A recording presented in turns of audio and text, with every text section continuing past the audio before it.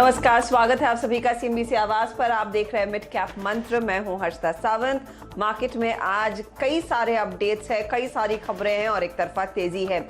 सब पर बात करेंगे, लेकिन पहले देख लेते हैं इस वक्त की हेडलाइंस।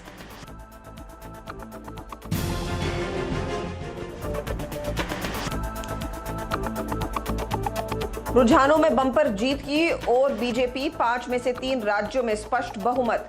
यूपी में चला योगी का जादू, उत्तराखंड में फिर खिला कमल, गोवा में बीजेपी बनी सबसे बड़ी पार्टी, बहुमत से महज 1 सीट दूर।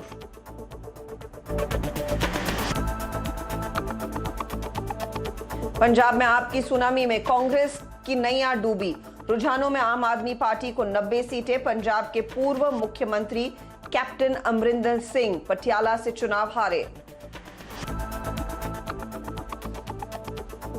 और बाजार में तेजी की हैट्रिक। चुनाव में बीजेपी के प्रदर्शन और क्रूड में नरमी से भरा जोश। इस हफ्ते अब तक 3% दौड़ा निफ्टी और सेंसेक्स।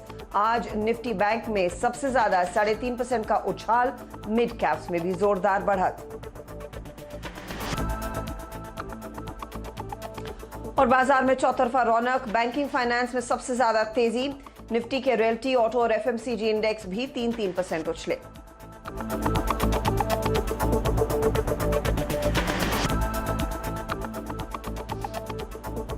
भारतीय बाजारों में आज रुझान तेजी का बनता हुआ दिखाई दिया है और तेजी उतनी ही देखने को मिल रही है जितनी दरअसल ग्लोबल क्यूज में सुधार बनता दिखाई दिया। एक और रूस और यूक्रेन के बीच टेंशन सुलझी नहीं है, लेकिन हाँ थोड़ी सी नरम जरूर हुई है।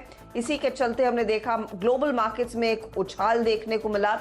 लेकिन एक और बड़ा फैक्टर रहा है कि कच्चे तेल में नरमी देखने को मिली। जो $130 पर एक डरावनी तस्वीर पेश कर रहा था कच्चा तेल, अब $115-114 पर आ चुका है। तो उस कूल ऑफ के चलते हमने देखा है ग्लोबल मार्केट्स में दरअसल तेजी और भारतीय बाजारों के लिए भी एक सबसे बड़ी राहत की सांस है। दूसरी तरफ जो बड़ा ट्रिगर पॉइंट है वो डोमेस्टिक ट्रिगर पॉइंट है।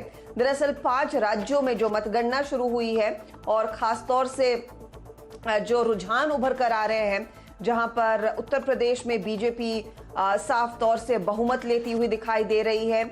योगी आदित्यनाथ वो इकलौते सीएम हैं जो दरअसल अपनी सीट पर जीत कर निकलते हुए दिखाई दे रहे हैं। बाकी सभी जो मुख्यमंत्री रहे हैं उन सब का पत्ता साफ होता हुआ दिखाई दिया है। उत्तराखंड में बीजेपी आगे, साफ तौर से यह भी एक बड़ा संकेत। और मणिपुर में यही कहानी दर्ज हो रही है। गोवा का भी यही संकेत मिलता हुआ दिखाई दे रहा है। पंजाब ही है जहां पर आप अपना झंडा लहराता हुआ या फिर अपना झाड़ू लहराता हुआ दिखाई दिया है।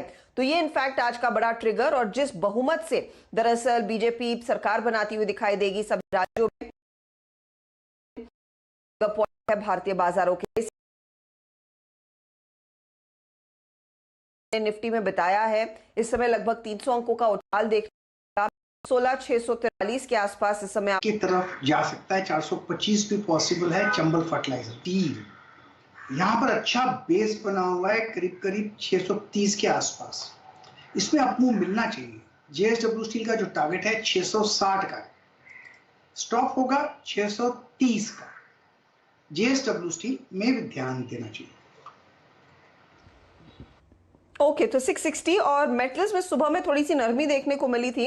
लेकिन एक चीज आप ध्यान दीजिएगा, जैसे जैसे दिन चढ़ा है स्टील स्टॉक्स में तेजी आई है। भले ही आपको हिंडाल्को कमजोर दिखाई देगा, नैल्को कमजोर दिखाई देगा, लेकिन स्टील में तेजी आ रही है क्योंकि निकल जो आसमान छू रहा था वहां पर भी ऑफ कोर्स ट्रेडिंग पर रोक लगने से या फिर रिड्यूस ट्रेडिंग आज के चलते हमने देखा है प्रेशर आया है, कूल ऑफ किए हैं प्राइसेस। जो पॉजिटिव है सेल के लिए, जेएसडब्ल्यू स्टील के लिए, जेएसपीएल के लिए, टाटा स्टील जैसे काउंटर्स के लिए। स्टील स्टॉक्स में एक तरफा तेजी जरूर देखने को मिली है, भले ही बाकी मेटल पैक में कुछ मुनाफा वसूली देखने को मिली हो। चलिए आपको बता देते हैं इस समय कहां पर सबसे ज्यादा एक्शन मिड कैप्स में देखने को मिला है। ये इंडेक्स जो दरअसल 350 पॉइंट तक की बढ़त आज दिखा चुका है। और आखिर में गेनर्स आपकी स्क्रीन पर हैं। जिसमें आप गौर करेंगे तो ये है बीएसई, इंटरग्लोब एविएशन, अपोलो टायर्स, यूनाइटेड स्पिरिट्स जैसे स्टॉक्स जहां पर खरीदारी देखने को मिली है। लेकिन कुछ मंदी की तरफ कोफोर्ज में आज हम देख रहे हैं वो ब्लॉक्स के चलते प्रेशर बनता हुआ। पेट्रोनेट, एलएनजी, नैल्को जिसका मैं जिक्र पहले कर रही थी क्योंकि एल्यूमिनियम के दाम में कूल ऑफ देखने को मिला है, और बिरला सॉफ्ट जैसे ट्रेड्स है जहां पर हल्की सी मुनाफा वसूली बनती दिखाई दी। ये फिलहाल मार्केट का ओवरऑल मूड, माहौल और ताजा स्थिति आपकी स्क्रीन पर आ चुकी है। गाबा साहब से दरअसल कुछ ट्रेड्स लेंगे जो इस घंटे अपनी चाल को मजबूत करते दिखाई दे रहे हैं। गावा साहब, एक तो आईटीसी का चार्ट आप देखिएगा क्योंकि आज एफएमसीजी काउंटर्स में तेजी और इस घंटे दरअसल आईटीसी पार्टिसिपेट करने लगा है। आप इसको परखें, तब तक जोड़ लेते हैं विपिन को जो आपको बताएंगे ताजा आंकड़े क्या उभर कर आ रहे हैं आज जो दरअसल काउंटिंग शुरू हुई है या जारी है अलग अलग राज्यों में। विपिन, अब तक क्या साफ हो चुका है कि किसकी सरकार कितने बहुमत के साथ बनेगी अलग अलग राज्यों में?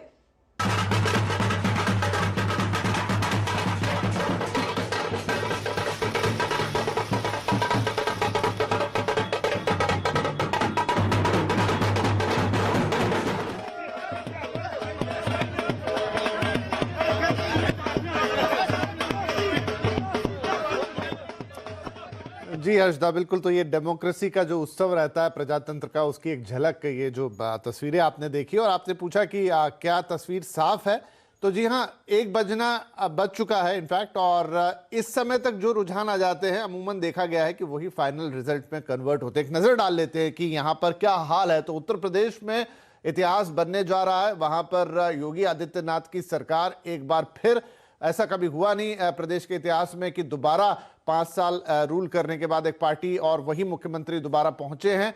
तो यहां पर योगी आदित्यनाथ दोबारा मुख्यमंत्री बनेंगे। मुख्यमंत्री का चेहरा थे। 265 सीटें इस समय रुझान के तौर पर दिखाई दे रही। हालांकि वो 300 के जो पुराना आंकड़ा है 322 वाला उससे नीचे है, लेकिन यहां स्पष्ट रूप से इनकी सरकार बनेगी। समाजवादी पार्टी ने 80 सीटों का गेन दिखाया है, लेकिन इतना गेन नहीं कर पाए। 132 सीटें दिख रही हैं इनके पाले में कि ये बीजेपी को टक्कर दे पाते। बहुजन समाज पार्टी का तो पत्ता साफ होता हुआ दिख रहा है। कांग्रेस के खाते में जैसे तैसे 3 सीटें दिखाई दे रही है। तो उत्तर प्रदेश में साफ है, कमल एक बार फिर से खिल गया है। पंजाब, ये बड़ा इंटरेस्टिंग है। देखिए, कांग्रेस ने वहां जो कुछ किया, शिरोमणि अकाली दल और बीजेपी का तो लग ही रहा था कि इस बार कुछ होना नहीं है, लेकिन कांग्रेस का जिस तरीके से ड्रामा ही कहें जो कुछ चला, उसका पूरा फायदा यहां पर आम आदमी पार्टी को मिला। उनकी बातों पर लोगों ने विश्वास किया, उन्होंने जो वादे किए उन पे भरोसा किया, और क्या नंबर्स, 92। तो 117 की ये टोटल असेंबली है, उसमें से 92 सीट्स आम आदमी पार्टी के खाते में जाती हुई दिख रही है। तो ये बड़ा इंपॉर्टेंट है इंडियन डेमोक्रेसी के लिए। ये जो एक चेंज दिख रहा है पंजाब में, इस पे विस्तार से बाद में भी बात होगी। उत्तराखंड में फिर बीजेपी का कमल खिलता हुआ साफ दिख रहा है। 46 सीटें 70 में से बीजेपी के खाते में जाती दिख रही है। कांग्रेस 20, आम आदमी पार्टी का खाता यहां नहीं खुला, अन्य के पास 4। तो उत्तराखंड भी रिटेन कर रही है बीजेपी। इसके अलावा मणिपुर और गोवा, 2 राज्य जो बचते हैं, वहां की तस्वीर थोड़ी देखते हैं। देखिए, गोवा में 21 चाहिए बहुमत के लिए और 19 बीजेपी के खाते में जाती हुई दिख रही है। कांग्रेस ने लड़ाने की कोशिश की किला, लेकिन 12 तक ही पहुंचे हैं। टीएमसी और सहयोगी, जिसमें मुख्य रूप से तो महाराष्ट्रवादी गोमांतक पार्टी है, वहां 3, और आम आदमी पार्टी के खाते में यहां पर भी 2 सीटें जाती हुई दिख रही हैं। लेकिन अन्य के पास 4 है और बीजेपी को बस 2 सीटें और चाहिए। अभी गिनती पूरी नहीं हो सकता है कि पूर्ण बहुमत अपने दम पे ही निकाल ले, नहीं तो भी 1-2 सीटों से कमी पड़ी तो चुनाव के बाद समीकरण बन सकते हैं नतीजों के बाद। मणिपुर में यहां पर 24 सीटों के साथ बीजेपी की एक क्लियर लीड दिखाई दे रही है। कांग्रेस के खाते में 4, एनपीपी 4, एनएफपी 5, माफ कीजिए 6, और अन्य के खाते में भी 6।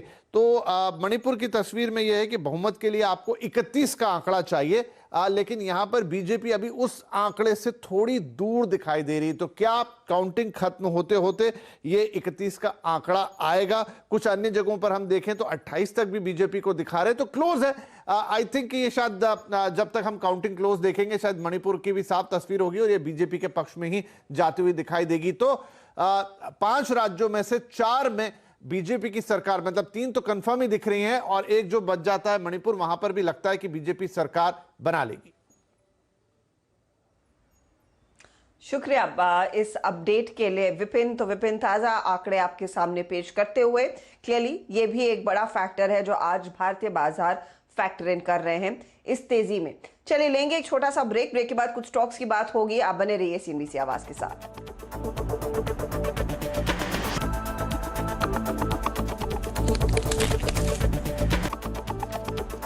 आप देख रहे हैं मिड कैप मंत्रा और गाबा साहब से बोला था कि ITC का चार्ट निकाल के रखिएगा। आज दरअसल FMCG कंपनियों में आपका HUL जैसे स्टॉक्स, एशियन पेंट जैसे स्टॉक्स सब में तेजी देखने को मिली है और ITC इस घंटे दरअसल अपनी चाल को और मजबूत करता हुआ गाबा साहब 229 के लेवल्स पर है। अभी सवाल उन्हीं लोगों के लिए जिनके हाथ में स्टॉक है, अगला क्या लग रहा है, ये ट्रेंड कुछ मजबूत होने के लायक दिख रहा है या नहीं? आपका सवाल है कि उनके सवाल के लिए है जिनके पास ये है, तो ये जगह तो प्रॉफिट बुक करने की है, अब ट्रेंड है। ये रेंज बाउंड स्टॉक है ITC। लोअर रेंज है करीब 220 के आसपास, अपर रेंज है 235 के आसपास, और 230-35 के आसपास ही है। यहाँ पर तो एक बार प्रॉफिट बुक करना चाहिए क्योंकि अब दौड़ा है कोई 9 या 10 दिन अपमूव मिला है। 10 दिन अपमूव के बाद अगर हम सोचे कि और ऊपर जाएगा तो ये हमारी गलती है, हो सकता है चला जाए, लेकिन ये जगह प्रॉफिट बुकिंग करने की बहुत अच्छी है। ट्रेंड इंस्टेक्ट है लेकिन जगह अच्छी है प्रॉफिट बुक करने की। तो समय प्रॉफिट बुकिंग का है, ITC पर ध्यान रखिएगा, आगे यहां से और बढ़े इसकी संभावना कम ही है। 235 पर अटक सकता है काउंटर। चलिए अब खिलाड़ी नंबर 1 का अपडेट आपके लिए लेकर आएंगे और कई सारे चेंजेस हुए हैं। एक तो क्रिस सुब्रमण्यम ने ब्रिटानिया जोड़ा है अपने पोर्टफोलियो में, 3500 का टारगेट, 3100 का स्टॉप लॉस, 3181 के आसपास इन्होंने ये ट्रेड खड़ा किया। ये क्रिस की बात हुई। दूसरी तरफ आप देखिए प्रदीप पोचंदानी, इन्होंने इंडो काउंट जोड़ा। इनके पोर्टफोलियो में वैसे सुबह में सिर्फ BEL आया था, इंडो काउंट में टारगेट 200 का है और 165 के आसपास स्टॉप लॉस लगाइएगा। ये फिलहाल इनका ट्रेड है।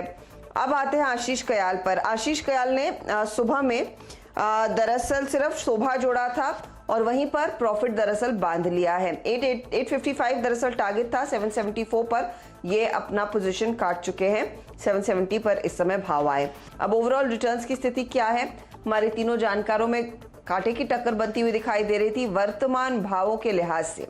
अब आप देखिए कौन कहां पर पहुंच रहा है, किस तरह के रिटर्न्स बनते हुए देखने को मिले हैं।